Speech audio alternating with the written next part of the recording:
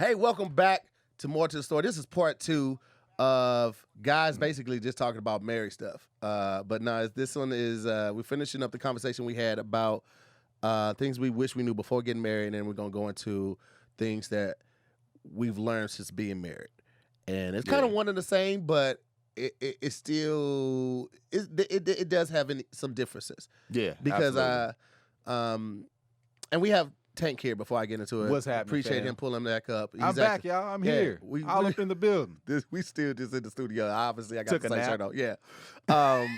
But the difference is like the way you move when you're married versus in a relationship. And that was going to be probably what we've learned since being married. But going back real quick, I think we just spend like another 10 minutes on what I wish I could tell myself before I get married. What's one bad piece of advice that you got before you got married from somebody? Bad piece of advice is better to ask for forgiveness than ask for permission. Talk about it. Because I know that saying. Hey. And a lot of people apply it to life, not just married. And that's their scapegoat for doing something wild. Yeah. You know what I'm saying? Out the box. Yo, I'd rather just ask for forgiveness than permission. I'm just going to do it. Yeah. Talk about it. So, Angel don't like guns. As many of you know, I love guns. I always had guns when I was in Kentucky or whatever. And moving out here, didn't have any. Same as a motorcycle. I rode in Kentucky, but not out here. But moving out here, she was like, you ain't getting one. But a gun, however, I was like, she wouldn't let me have one when we was in the apartment. We moved to a house. I'm like, we need a gun. Yeah. So she finally let me get one. And then we communicated about me getting a second one. She didn't want me to have it, but I got it. These is all pistols. But I went and got a longer gun. I was like, I need a long gun. She was like, what's a long gun, Marcus? I'm sorry. Because you pull it. A rifle type gun. Like I'm thinking the long 357. You just pull it like out. The Joker, the big 9-foot revolver. Not like a rifle. And she was like, no, absolutely not. I don't want that in my house. I was like, all right. I was like, I'll just sneak this one by.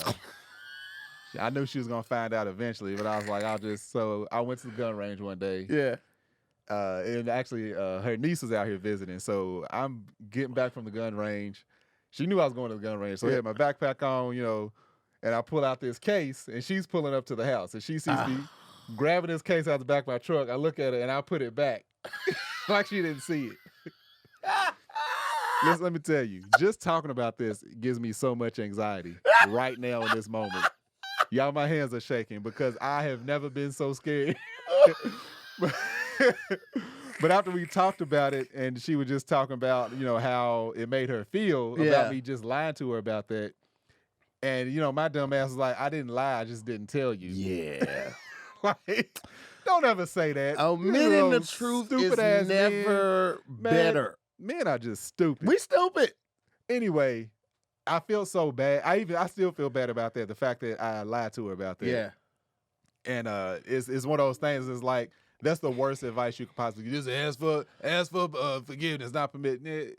It was better for me to talk her down enough to where even if she didn't agree, she was like, "Man, whatever, just do it and don't talk. Don't It's better to do that versus I'm just gonna do this and now me being affected like."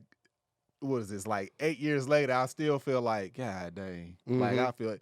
Because she expressed her feelings of how it made her feel of me just kind of sneaking that by her and I said that, and it made me feel awful. And then it's like, all right, so it's like a trust thing. Like, you don't want a woman's trust to be jeopardized. No. And that she lost trust in me a little bit in dealing with that. So then it feels like, oh, I got to build that trust back up. And which is not easy to do. Hell no. It takes years to develop and build that concrete trust, and it takes one lie to ruin it all. Yeah. So I know the first episode we did, you saw somebody say zoom in. I just wanted to explain that real quick. Please do. Yeah, I was like, well, Cam will be here first, and then he can hit the cameras. Because it must have been a couple of heifers. That's my Tanks riders. It must have been a couple of y'all in here. Somebody said zoom in. So, me, Kev, to here, me, Kev, Angel, and Melissa, we do The Bald and the Beautiful. We do show reviews and stuff. And so I started doing this thing. We started off recording on an iPhone. Yeah, same. Josh is in the back, and I just be like, man, Josh, zoom in real quick. Knowing it couldn't zoom in. So what I do, I just run up to the camera, get real close, I zoom in. You know what I'm saying? So I'm working on the merch, y'all. I'm working on the zoom in merch. But that's one of the things. And then plates. Yeah. You're going to see plates in there, What's too. plates? So a couple weeks ago, we getting ready. You know, we setting up. We got the live going. Yeah. We about to, it was already going. We was already filming. And they just like, well, Marcus, tell them about our sponsors today. What sponsors we have? So we have Stamps, Somebody Else, and Every Plate. And as I'm writing every plate, I'm reading them off in order, and I see Stamps. So I was like, plates! Oh. I lost it. You said it loud like that? Loud and wrong. Loud and wrong. I lost it for about 15 minutes. I'm talking about tears coming out my eyes laughing. And they never gonna let me live that down. You see the plate emoji coming up. Yes. Plates. So every time we be like, who's our sponsor? I just be like, everybody on the count of 3. 1, 2, 3. Plates. So I got plates and rhythm spoons. That's what they keep calling me. Oh my God. Anyway, that was way off subject. Yeah, that was great. I had to explain. It was necessary. I had to explain what these heifers done brought up in here. He said these helpers. That's what they are. They my heifers. I'm their heifer. Oh, all right. Getting back on topic. That was great. Just leave that alone. That is better to ask for permission. Yeah, that was.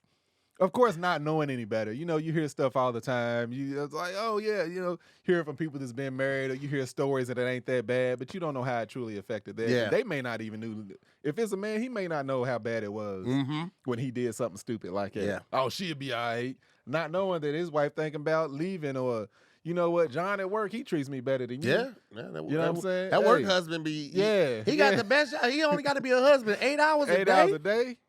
And you busy. You busy throughout the 8 hours, so it ain't even a full 8 hours. Nah. He see you at lunch when you come in and when you leave. I brought you a salad. I know you like this. Oh, thank you, John. Listen, you sneaky motherfucker. You sneaky rat bastard. One thing that I learned that I had to like completely abandon, and I had heard this from so many old men, happy wife, happy life. Man. And happy wife, happy life essentially means that whatever you want to do, babe. And Farron, it's not even that. Despise It's that. even more than that. Well, see, that's how I took it. Yeah. Oh, I took it as happy wife, happy life, and I took it as whatever you want to do. I don't, whatever you want. And she hated it because she was like, "You're not giving any thought about it." Any sorry, input, any input. She was like, "This is our marriage. We decide what we do. I want your input. This is why I'm asking you. When you say happy wife, happy life, you minimize my voice to give you a voice, and you also take away my ability to lift you up because you're trying to make it seem like it's all about me, and it shouldn't be all about me. In any marriage, it should be all about us. Absolutely. So when I ask you for your input, I really want it, even if I don't agree with it or you don't agree with me, I still want to hear it because I value your opinion. And it wasn't until, years, because I would say it jokingly, but I really believed it. And she was like, stop saying that for years. And then she broke it down to me, and I was like, oh, okay. Yeah. And I haven't said that in probably 4 or 5 years now because I realized what she meant by that. And I just was like, I thought that if I just give her away, everything would be cool. Right. And it's not. It's not. There is no cruise control for marriage. There really isn't. Or any relationship. It's really not. Because like we said on the last episode, Tank said that people change. Yeah. You change as fast as technology does. I don't even like the same pizza in my 30s that I did in my 20s. Pizza, however, I still like pizza. it's still in the play. It's still in the playbooks. But I can't eat the red sauce after a certain hour. I have to switch to the white. That red sauce will have me burping all goddamn night. That white sauce is bomb. That white sauce is bomb. Hey. You get the little chicken on there. Hey. And you put you get the regular cheese, but The then you add a little Alfredo. feta. Oh. You add a little feta with it. Who you telling? Who you telling? Oh, you talking about a good time. But that phrase, happy wife, happy life, I never really paid attention to it. And actually, I think it was last year sometime, I think it was Angel and Melissa broke it down.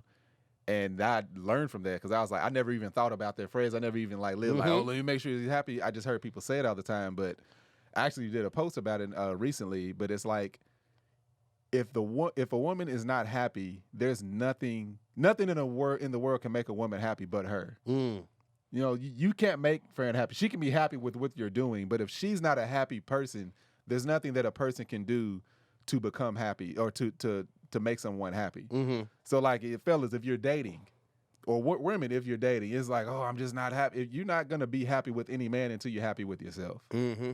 Like, and you know, it's crazy because I almost made a post about this yesterday or the day before. I woke up, and even in the midst of everything that's going on right now, I was like, I'm going to have a good day. I made the decision to have a good day, to be happy. That was a shit day because that was Monday. But I tried. I got up with the intentions to have a good day. And sometimes that's what it is. boy, like even shit all on it. Man, I really felt like it was the devil testing me, like, let me find this nigga's breaking point. Because everything that could go wrong was going wrong. Like, you know, I had a guest cancel at the last moment. I wasn't able to make any of the shoots. I'm worried about everything. I can't get in the car. It got to a point where I was like, I can't do anything. I just got to submit. Yeah. And I hated it. I fought that tooth and nail, and I stayed angry for hours. And then that last hour was like, I can't do anything about this. Yeah. Yeah. And I just had to come to grips with it. But what can I do at this point? Yeah. Let me just do that. I can be mad the rest of the day. Yeah, but it takes time to come to that conclusion sometimes. Yes. Because you're in the middle of the fire. But that's what I said. I was mad for hours. But then that last hour, I made the decision, well, there's nothing I can do about this. I just got to let it go. And that's what I had to do. But as men, a lot of times we feel like we can control every situation because we're the man, we're the providers, you know what I'm saying? Right. Motherfucking man, pistol, bow, bitch. I couldn't do it. I was helpless. Yeah, couldn't do nothing. I was helpless. I wanted to, curling up in the corner and crying. I wanted to cry so bad. But I was at the office, and you know, white people walking by and Armenians. I was like, I cried. These motherfuckers might try to test me. It was like, what's up, punk bitch? Not that they would ever do that. I don't even know why my mind went there, but I didn't want to cry in public. But as a man, you can't cry in public, right? Yeah. That's it. And then also I didn't want, like, I'm not the type of person where I want to be comforted when I have that type of breakdown. I didn't want somebody walking up and be like, what's wrong? Are you okay? Because especially somebody I don't know. Yeah. You know what I'm saying? Because they might have been coming from a genuine place. Yeah. For me like, to be that vulnerable. I already don't like touching. Yeah. I don't want to share my cry with you. I don't want to share my cry with you. Yeah. Because you don't like being touched and stuff. I don't. I feel it. No, stop. Don't do it now. It's weird. Why would you do that now? They had to see. They had to make sure that you knew it's that real. they knew. Kev be trying to hug me on camera. I'm like, please don't hug me. I hate Kev. Kev will hug you like this. this. That fist bump thing, and he opens. I get him back now. Oh my God. So now I predict when he's gonna do it. So when he opens his, I open mine and I lock hands with him. I look him in his eye. I'm like, this is what you wanted? This is what you want? I got you. I started hugging him, and like I catch him sitting down, and he go give me a fist bump, and I koala him as he's sitting down. Listen, I do any and everything I can to make Kev uncomfortable. He'll clench up every time. Like, but then when he gets me back, I hate it. Listen, I told him, I was like, I won't be outdone. And one time he tried to get me, and he was standing in the line. I came up from behind and hugged him around the waist, and then I held it. I locked my arms and held it, and I just put my head in his neck. I didn't kiss him, but I was just right here, and I was like, how's this feel? Dude, don't touch me. Yes. I will take it to push it to the limit. I won't be outdone. That's one thing about me. The petty in me won't let you outdo me. I was like, oh, that was good. Oh, man. I'll see you next week. I'll see you next week, my boy. I did.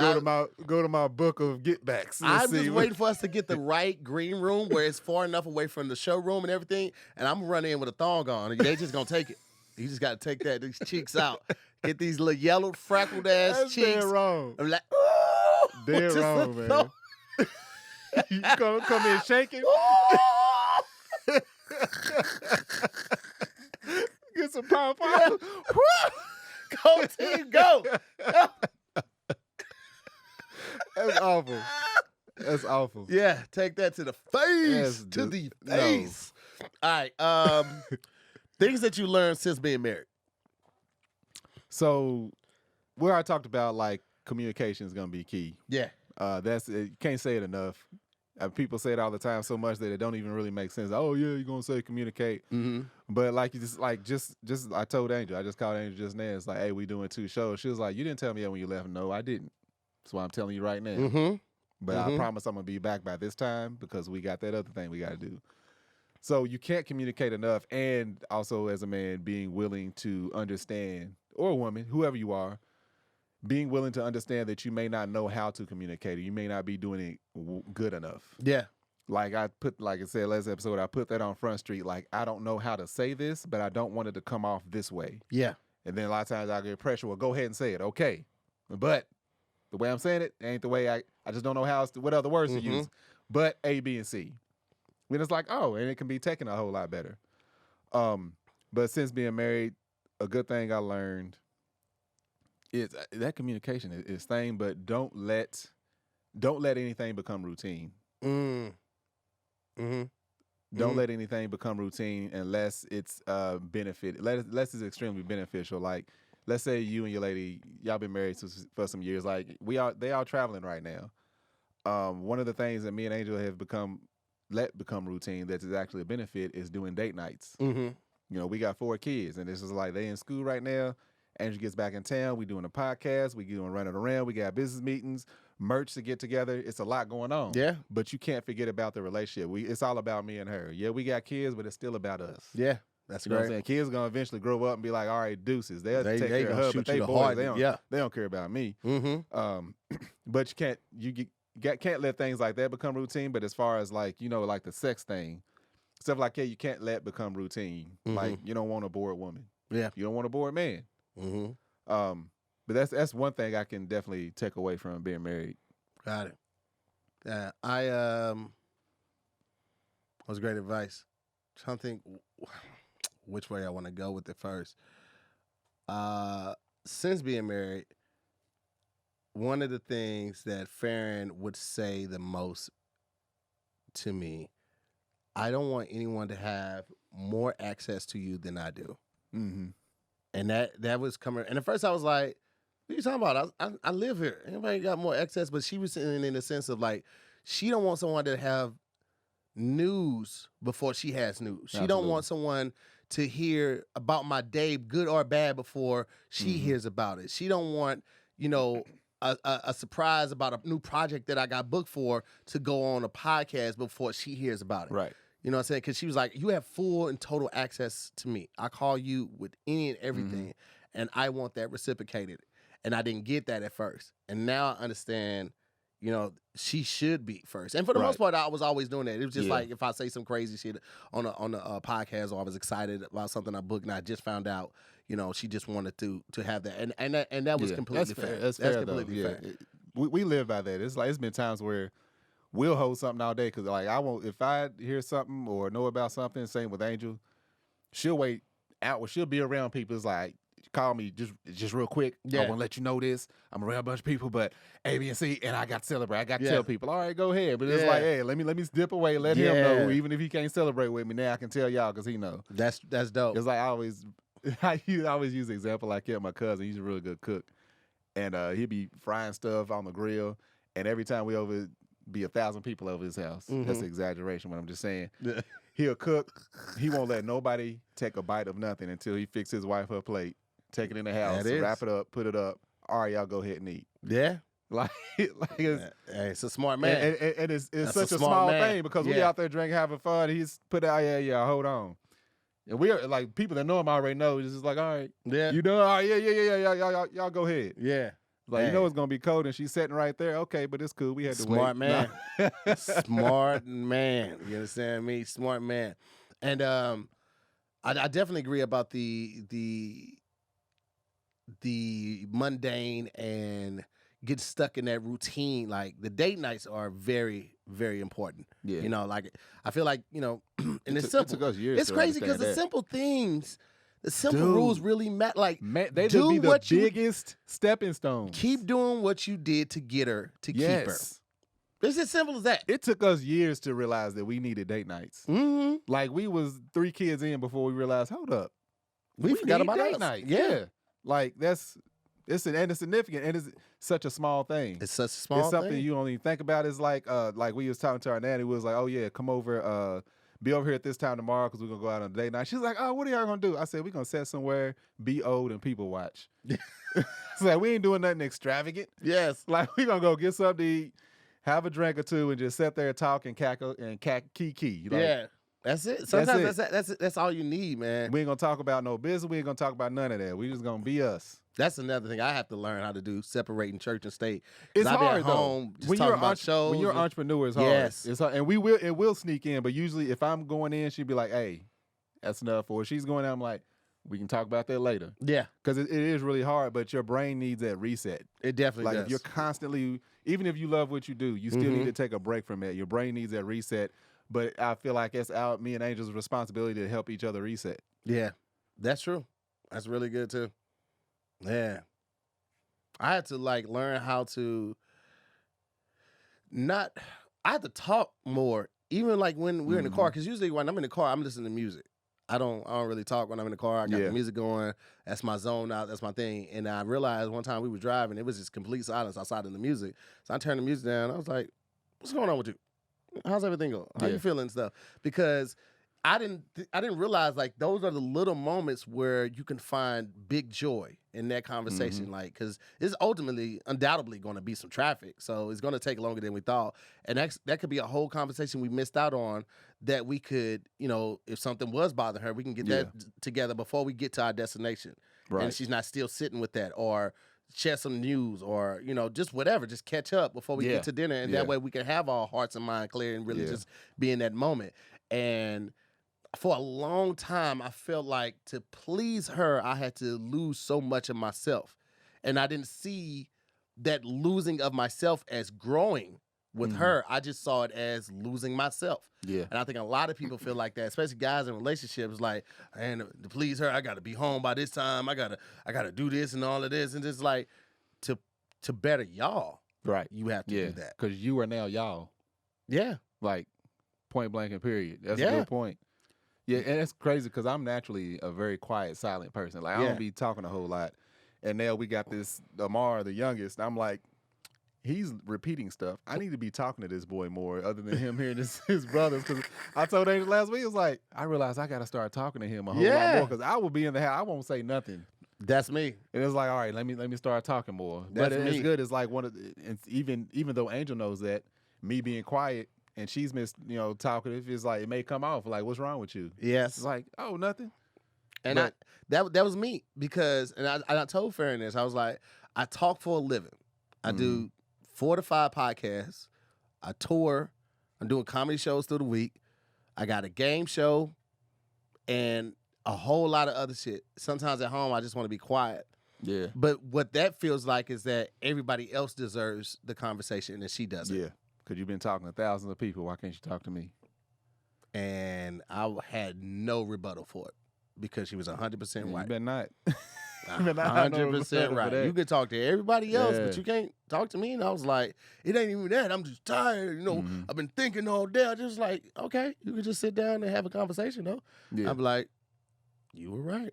I didn't even realize that what I was doing had that big of effect over you. Yeah. Because she got to the point where she would I hate talking on the phone. I really do. And she wouldn't call because she didn't want to get that energy of me answering the phone with that hate talking on the phone energy. And so she would just text just to see if I'm okay versus calling. And then, but she's such a hater, though. I was going to say it because she's in the chat. She dope. She a hater. Oh, she's in here? Yeah. Okay. But she I'm just playing for her. She got to a point where she was like, fuck that. You my husband. I'm calling you. I'm going to see how the fuck your day going. And you want to listen to how my day. And I was like, you absolutely right. And I had to abandon that attitude, that energy, at least with her, because she did not deserve that. Right. And I didn't realize what I was doing had that big of an effect on her, because it wasn't my intent. I was really just trying to rest. But like I said, why does everybody else get that and she doesn't? And this is the person I'm supposed to call my rock. This person I say that I love the most and holds me down the most. So if anything, she deserves double what they get. Mm-hmm. So I just gonna have to find another way to unwind and relax that doesn't involve taking up her time or when we're together. Right. And that's what I had to do. Yeah. So something else I learned is about marriage. It's a true partnership. Oh yeah. It's like and back, last episode I was saying, they had the generation, we either heard, make sure a woman happy, hey, you gonna find you one, or you heard that, don't get married. Hey boy, don't get married. It's one of those things where it's a true partnership in the fact that I know everybody's not meant to be married. We know that. It's like marriage ain't for everybody. But I'm talking about for the people that are meant to be married. It's one of those things where you won't find and the other part of that is, men always men have that thing of being reluctant before they reach a certain point in life to get married. Mm-hmm. And like a lot of times you won't reach that level of success until you find the right partner to help you with that success. Mm-hmm. It's like where I am now, I never saw myself retiring from my regular 9 to 5 before the age of 40. I was going to retire at, 60 or whenever everybody else, 50 or 60. Well, 50 would it now because I passed that before that career started. So it would have been in my 60s. Yeah. And it's like now, it's like I never saw myself being this this deep into entrepreneurship at this age and fully doing it like I was about to say on my own, but doing it with just us. Yeah. And it's like that would have Man, never, you don't know where life gonna go. That would have never happened had I not found the right partner. Had me and Angel not be together. It's like you got that person that, and women be bettering us so much. Oh my God. The communication. This ain't me sucking up or nothing like that. Like as much as I'm terrified of Farron, I know that she makes you nigga. Like, let me tell you something. That communication alone not only helped me in my marriage, but it has helped me in so many rooms when sealing deals, when pitching myself, when fighting for myself. When somebody gives me a number, I'm like, I know they lowballing me. Instead of just saying, yeah, okay, because I'm excited to work with them. Right. She was like, no, you deserve more than that. Back up at it. And like that communication that I have worked on with her has bled over into so many other areas. I mean, that I would not even my career at this point, I really feel like is 90% of because of her. I've always had the wheel, always had the drive, but when her and the kid moved out here, the feeling of responsibility to them and keeping them accustomed of living a certain way. And that's not saying going out to eat every day or even fast food every day, but just making sure the lights don't get cut off. Right. Making sure that we have at least noodles in the house. The level of living to where we don't have to like just go without eating. Right. I was like, it lit a different type of fire under my. When I moved out here, I wanted to make it, but when I had a family that depended on me and was rooting for me, that I had to see every night, and if I knew I didn't give it 100% every day, I had to look at them knowing that I was slacking that day, lit a different type of fire under me. Yeah. And that's what really got me going, man. Like working jobs that I didn't like, working at CarMax. I when Farron moved out here. Oh, you worked there? I worked at CarMax for 6 months. Okay. I started you working. You weren't test driving like me when you made game. No. I started working at Banana Republic, and I was a manager at the Banana Republic. Well, shift manager at the Banana Republic back in St. Louis. And I told them that I had experience. I got this many years of retail, whatever. They was like, oh, great. We'll start you at 9:15. 9:15 part-time? You got a family. So I had to get that job and work Walgreens. I was working Banana Republic in the morning or evening shifts, and I would get off from there and go work overnight at Walgreens. And then I went in for an interview at CarMax and got that and quit both of those because Walgreens was just fucking. I was at such a low. I was drinking the beer from Walgreens. You got a 6-pack for $2.99. I was drinking the 6-pack of beer and the microwavable White Castles. That's how low I was in life. And I was because I didn't care. Yeah. Right. So I got in with CarMax, met Gabe, met you, and everybody, and things got better. And I started touring and stuff like that. But I was doing CarMax and Walgreens and Banana Republic, not because I wanted to, because I had to. I felt the need to. So that fire stayed lit and it's only got bigger and better. And now I make better decisions, obviously, and I'm gonna, fight for myself better. But I didn't fight this hard until I got them in my life, and I was like, I'm going to give them the best life possible I can. Yeah. So that's one of those.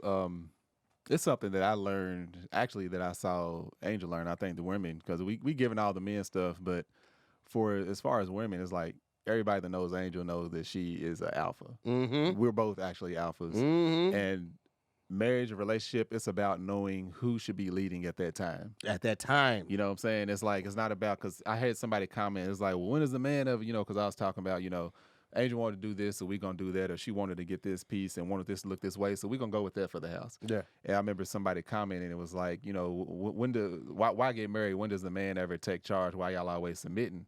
And I'm like, it's about submitting when you know you should. Yeah. It's like, you point guard of the team, you ain't going to go up against the center of the other team. No, you're going to let your center do that. And same thing, it's like Angel's, she has better taste than me when it comes to colors. I feel like I decorate better. Mhm. But as far as colors and doing stuff like that, it's like on her. So like she wants this color couch or this color painting, I'm just like, go with that. But it needs to be over here. Yes, Cool. that part. You know what I'm saying? So it's like one of those things where I can help with the feng shui. Yeah. And then I agree. Like for me, it was that the kid and her spend way more time in the front room, in the living room than I do. Like way more time. I'm usually in my office, in the bathroom, or sleep.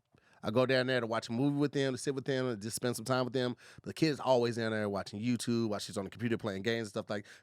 Farron is always down there watching a show while she's doing her work at her desk because the TV, you put the swivel. Yeah. He did the TV for us. The TV swivels all around. It's the 6-way, so it boom boom, and also list forward and list back, all of that shit. Back, yeah. So they're spending more time in there. Why would I put forth so much fight into how that looks if they're going to spend the most time there? I have my input, and I feel heard, I feel seen, I feel respected. Yeah. But I also feel like I don't have to.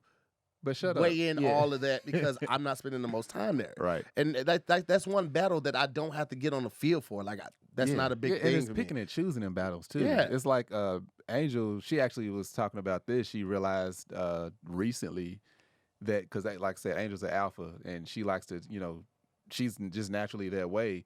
But she realized also being married to an alpha, because most women don't want no pushover. Mm-hmm. Also being married to an alpha, she needs to let me be a man she needs to let me be the man of the relationship. Mm-hmm. And when I say be the man, I mean, she doesn't have to go forth and do everything. Like, it never hurts my ego. Like, you on tour with Angel. Mm-hmm. Angel will carry all her luggage. And listen, we had to push her. Angel, put the shit down, bro. And that's just who she is. Yeah. And it got to the point to where that's so bad is before she came to this realization of, okay, I'm in my 40s, I'm gonna start being a lady and letting you do that stuff. Yes. But we've been married for 14 years, together for 17. Mm-hmm.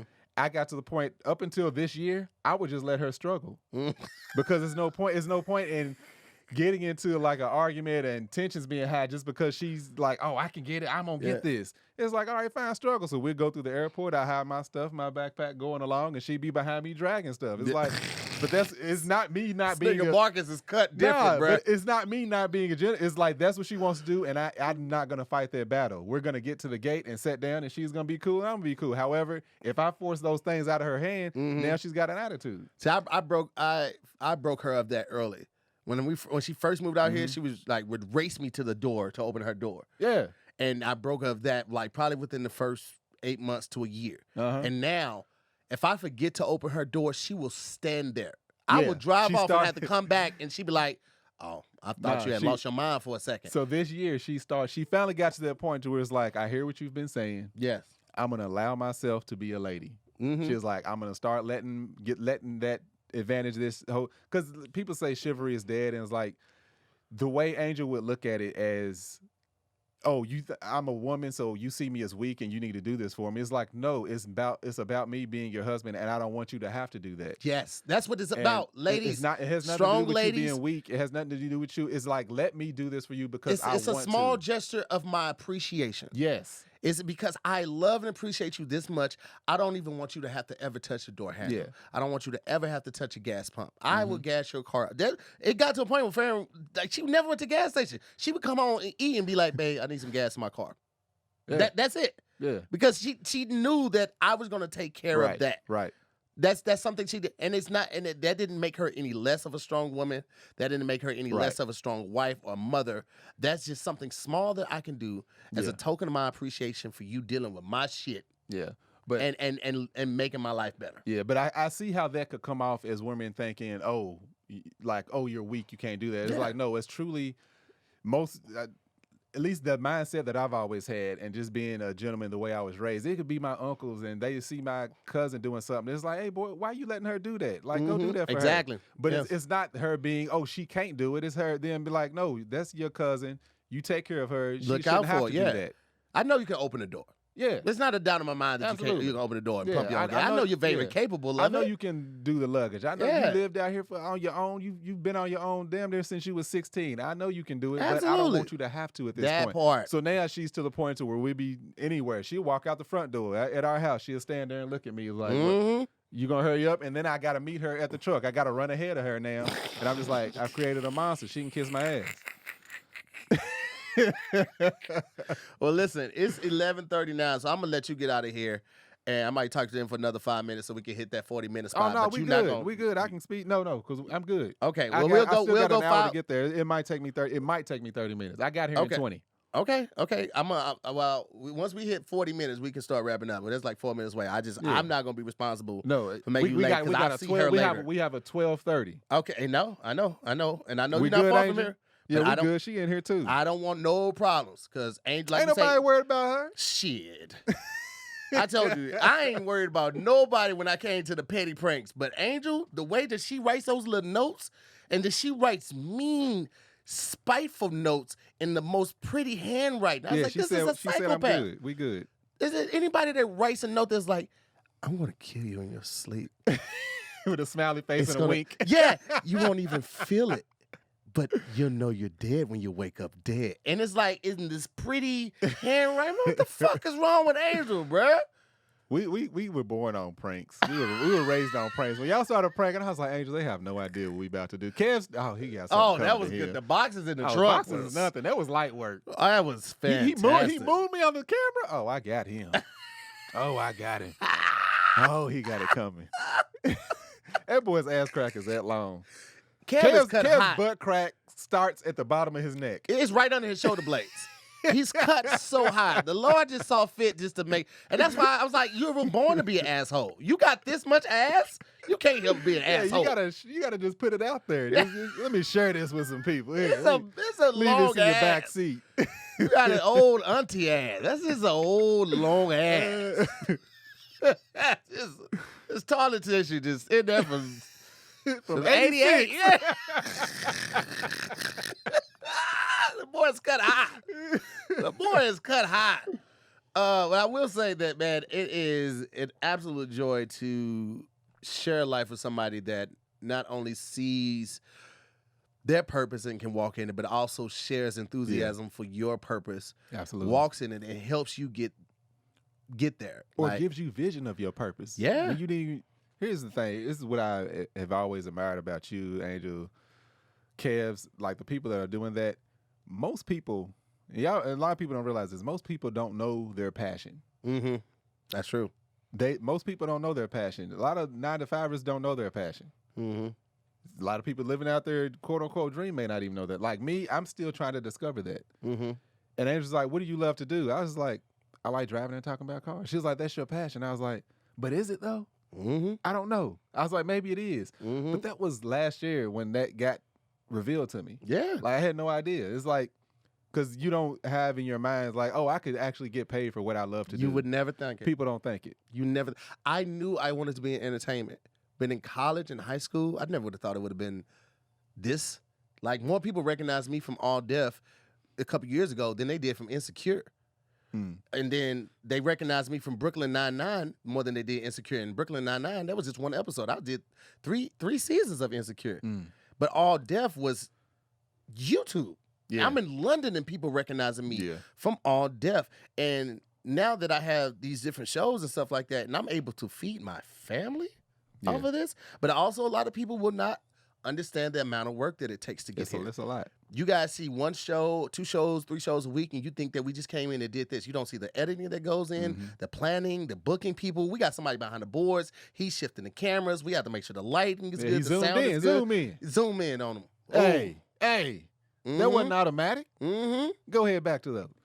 And then the shows that don't go well. The pilot got posted today, Spelling is Hard. That's the first pilot of that. We're probably going to shoot 2 or 3 more before we actually start rolling with the show, because we got to rebrand it and switch some things around. It's a lot more work as an entrepreneur than it is a regular 9-to-5er, but you have more freedom of what you want to do. That's the trade-off. Yeah. What you get to invest your time in is that freedom. But it's a lot more work. Mondays are usually 6 to 8 hours of filming. Same with Tuesdays. And then Wednesday, we were shooting a challenge show. That was a 12-hour day. And within that time, I still have to find time to pack, pick up clothes from the cleaners, unpack, do inventory, make sure I got shirts enough to go for this week. And if I'm running low based on inventory, I have to go down and order shirts, drop them off at the printer, still spend time with the family, still spend time with Farron, try to work out. have some type of a social life, work out new jokes for next year's tour, and come up with these new shows for the next season. All of that has to go in 2 or 3 days because then I'm on tour and we're shooting in the daytime the food show, and then a couple hours later, now we're shooting the show. I mean, now we're doing the show. We got 4 shows, or 5 or 6 shows. Last week, 2 weeks ago, we had 8 shows. Yeah, 8 shows back to back. 3 cities. 2 weeks in a row. Yeah, and then in a couple weeks, we got 10 days on the road, nonstop, no breaks, 10 days. So you have that freedom, but you also have to work to keep it. And it's just like your marriage, your relationship. There is no cruise control. You have to work. Yeah. That's even sitting here, the fact that I'm sitting here doing a podcast, this is something that was revealed to me by Angel. I had no idea. I had no desire to be great in front of no camera, in front of no mic, talking to people. I'm like, man, get out of here with that crap. Who want to hear what I got to say? Exactly. That's why I waited so long to start my Patreon, because I don't want to fucking hear him. It's me and Pat. Yeah. I'm like, Angel, notice she's like, hey, Marcus, all you got to do is be you. I'm Yes. like, don't know, but I'm an asshole. You know That's that. exactly why they love you. Because everybody want that asshole friend. The shit that you say that they're afraid to say is what they love about you. A lot of it's edited out too. But it is what it is. Marcus is family. I talked to a guy who wrote for Family Guy. He was one of the editors and stuff. And he said the shit that we see is like the 5th revision, and it's like 15% of the original script. The shit that they normally say, like originally, would never pass. And that's Marcus. They edit out 75% of what this nigga right here get everybody canceled. Yeah, for real. But that's an example of like what marriage and finding the right partner does for you. The fact that I'm not at work. I was vlogging, and I was deleting my memory card was full, so I'm deleting videos like that I've done in the past, and some came up from last year and the year before. I'm like, I got a bunch of stuff on here, but I looked at my face. I was depressed. Yes. I was suffering from anxiety. I was stressed, and it showed all over my face. Yeah. Like I looked in that thing. Angel said, "No, you look fine. You just look skinny." Or like to me, I looked sick. Yeah. I'm like, God dang, this is what I was walking around looking like. Carrying all of that around with you. Yeah, and she was doing all she could to help me, but it's like we dove into this thing, and me trusting her and listening to her words is what, and us building something together is what was able to pull me out of all that. That is. And here I sit. Get you a good woman or a good man, somebody that sees your purpose and helps you walk in that, and you can help them in turn. Yeah, and don't wait to get there before you find that person. Yeah. Ain't no perfect time. Nah. To have kids, to chase that dream. You're never going to have enough money. Because the more money you get, the more stuff you're going to get, and then you're going to have to pay for that more stuff. You're like, all right, I just need another $50,000 then I can do. You get that extra $50,000, then you're like, oh, this new truck came out, I got to get this. And now you're like, oh, I just got to get another $20,000. Yeah. It's never a fucking perfect time. Ever. There is no perfect blueprint for entertainment or entrepreneurship. You can do everything right and still fail. Let me tell you what. There's no blueprint for this shit. Our parents, me and Angel's parents, laughed at us when we got pregnant with Marcus because we were terrified, mad, and scared. I had a full-time job. Angel was on ER. We owned our own house. We was like, but we not ready. They busted out laughing. We terrified. We look back on it now. It's like, yeah, it was pretty stupid to be scared. Like you are literally stable and did everything the correct, right way. But in our minds, we ain't ready for this. The world is not ready. The world is How were we not ready? But you couldn't tell us back then we was ready. Like, no. We want this down the road. We can't do this. We don't know what we doing. You never will know what you're doing. Gotta jump out there. Excellence very rarely comes from a place of comfortability. That's my quote. There you go. If you see it anywhere, that's my shit, okay? I've been saying that for years, and I tell people that when you're ready to jump, jump. Don't do the 1, 2, 3. Just fucking jump. Because you 1, 2, 3, you're going to think too much about it, and you're going to try to get comfortable. That's what people never leave their hometown, be afraid to move to New York or L.A. or Delaware, whatever the fuck. You comfortable at home. You know you got a safety net. You know you got people that you can rely back on. When you put yourself in that fucking corner and it's you against the world, you will find a way. You will find a way. Now, don't just up and move without a plan. That's why we got have some money. That's why we got some homeless people out here. Yeah, do a little planning. Yeah, definitely do a little planning. Because everybody trying to act. Yeah. And don't let your ego get in the way, too. You run low, get the fuck up out of here. But if you're going to jump. Jump. And And I think that's a great place to end on because it's time for Tank to go and it's time for me to go as well. I still got to pack and shit like that. Ladies and gentlemen, this has been an amazing episode of More to the Story. I want to give big thanks and big shout out to my brother Tank, man, for coming through in this 25th hour for me, man. Absolutely. Shout out to my beautiful wife, Farron. She's at home handling business like a boss. She's just got another project with a company that she's about to walk away from in a couple months anyway, but bless their heart, they don't have no idea. We'll see you next week on another episode of More to the Story. Y'all be easy. Oh, please send anything that you want to talk about to the email, more to the story podcast @gmail.com. We want to hear from y'all. What do y'all want to talk about? What do y'all want us to talk about? Who do y'all want to see on the show? Guests, all of that type of stuff. Let us know in the email. We love y'all. We see y'all. Be good to each other. Peace.